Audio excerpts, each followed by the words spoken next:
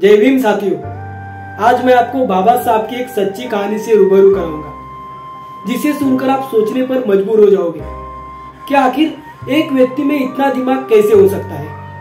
तो दोस्तों, मुझे आपसे गुजारिश है कि आप ये वीडियो अंत तक जरूर देखें। जब बाबा साहब बैरिस्टर बनकर लंदन से भारत लौटे, जब उन्होंने कोर्ट के कचहरी में कदम रखा तो वहां बैठे दूसरे वकीलों ने उन्हें पहचान लिया कि यह महार जाति का व्यक्ति है और आज ये हमारे यहाँ काला कोट पहन के आया है। तभी बाबा साहब अपना ठिया ढूंढ रहे थे और बाबा साहब को अपना ठिया नहीं मिला तो वहां बैठे दूसरे वकीलों ने बाबा साहब की ओर टोंट कसते हुए कहा, अबे ये बैरिस्टर, तुम्हें क्या जरूरत है? तुम्हें क्या जरूरत है कचहरी में बैठने की? तुम तो बड़े पढ़े लिखे विद्वान हो, तुम्हारी दुकान तो बाहर कचहरी के बाहर भी चल सकती है। तब बाबा साहब ने उसके बात का बुरा नहीं माना। बाबा साहब बाहर गए और उन्होंने एक जगह साफ सफाई कर अपना ठिया लगाया। तभी बाबा साहब के पास छोटे मोटे केस आते रहे, कारोबार बढ़ा और उसी वक्त बाबा साहब के यहाँ एक सेठ और सेठानी का केस आया, जिनका एक एकलौता बेटा था जिसे फांसी की सजा सुनाई गई थी। उन्होंने पूरे मुंबई में ऐसा कोई वकील नहीं छोड़ा था जिसके यहाँ वो गए नहीं हो। वो सभी जगह जाके आए पर किसी वकील ने उनका केस नहीं लिया और उनको कहा कि तुम्हारे बच्चे को कोई नहीं बचा सकता, अब इस केस में कुछ नहीं हो सकता। तब वो दोनों जन बाबा साहब जिस कचहरी में बैठे थे, जिस कचहरी के बाहर बैठे थे, उस कचहरी में आए। वो वकीलों को दिखाया पर वही वकीलों ने भी केस लेने से इनकार कर दिया और कहा, इसमें कुछ नहीं हो सकता, तुम्हारे बच्चे को फांसी होगी, उसे कोई नहीं बचा सकता।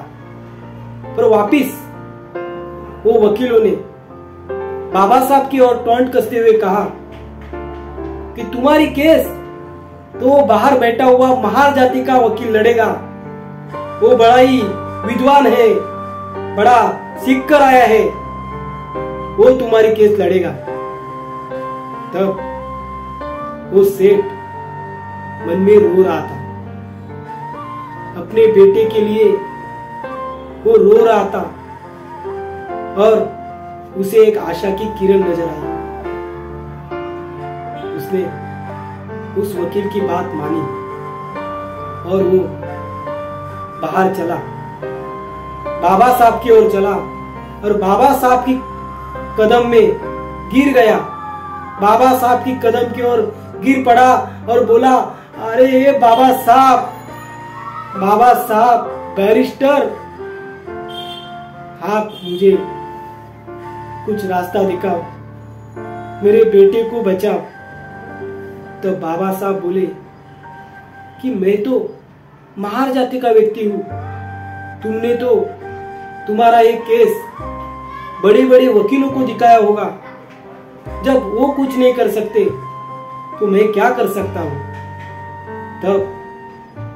तब वो सेठ बोला कि नहीं बाबा साहब, मेरे बेटे को कोई बचा सकता है, मेरे बेटे को कोई मौत से बचा सकता है, वो सिर्फ आप है बाबा साहब, और दुनिया की कोई ताकत मेरे बेटे को नहीं बचा सकती। तभी वो जो सेठ था बहुत रो रहा था और बोला, मैं तो बाप हूं, मैं ये दुख सहन कर सकता हूं, पर इसकी माँ ये दुख बर्दाश्त नहीं कर सकती। ये बेटे के साथ वो भी मर जाएगी। और बाबा साहब, मेरे घर से 2 अर्थियां उठेगी बाबा साहब, आपसे हाथ जोड़ के विनती है बाबा साहब, मेरे बेटे को बचाओ। तब बाबा साहब को अपनी माँ की याद आ गई। बाबा साहब की माँ ने भीमाबाई ने कहा था कि भीमा, जब किसी अच्छे आदमी की और सच्चे आदमी की जान बचानी हो, तभी झूठ भी बोलना पड़े तो बोल देना, पीछे मत हटना। तभी बाबा साहब ने उस माँ के लिए वो बेटे का केस ले लिया और फाइल देखते हुए कहा कि सेठ, तूने अब तक कितने वकीलों को ये फाइल दिखाई होगी? सेठ बोला कि मैंने इतने वकीलों को फाइल दिखाई, मैंने इस केस के ऊपर इतना खर्चा किया है जो किसी की 3 पीढ़ियां बैठकर घर में खा सकती है। बहुत खर्चा किया है। तब बाबा साहब बोले कि मैं एक केस लेने के लिए तैयार हूं। और सेठ को बहुत खुशी हो गई। सेठ बोला, बाबा साहब, मुझे पता है कि सिर्फ आप ही मेरे बच्चे को बचा सकते हैं।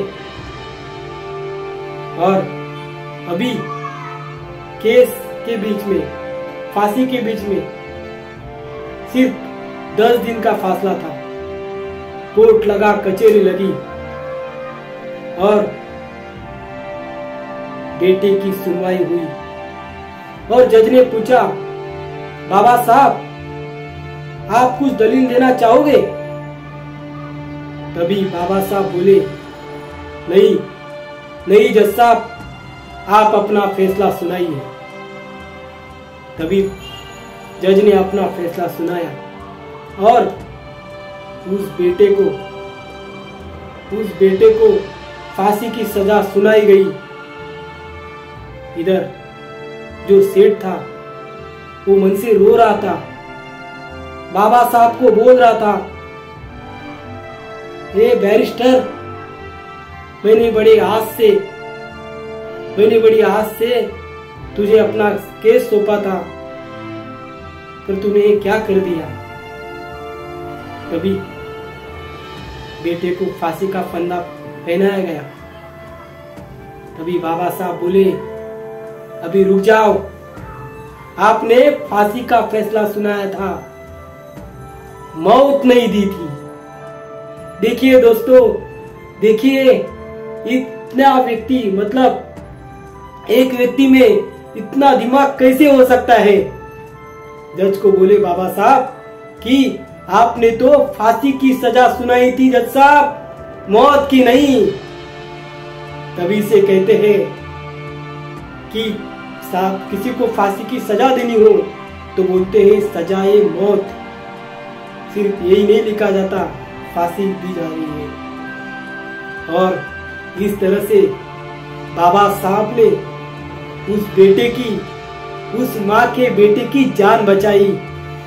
और तभी जब बाबा साहब के ऊपर सब जन टॉन्ट मार रहे थे, वो सब जन चुप बैठ गए और अपने बाबा साहब शेर की तरह उस बच्चे को मौत से वापस लेके आए और उस माँ को अपना बेटा दे दिया। दोस्तों, इसे पता चलता है कि हमारे बाबा साहब कितने महान थे, कितना उनका विचार था। इस तरह आपको ये कहानी अच्छी लगी हो, बाबा साहब की कहानी आपको अच्छी लगी हो, तो दोस्तों इस वीडियो को ज्यादा से ज्यादा अपने दोस्तों के साथ शेयर करना। जय भीम दोस्तों।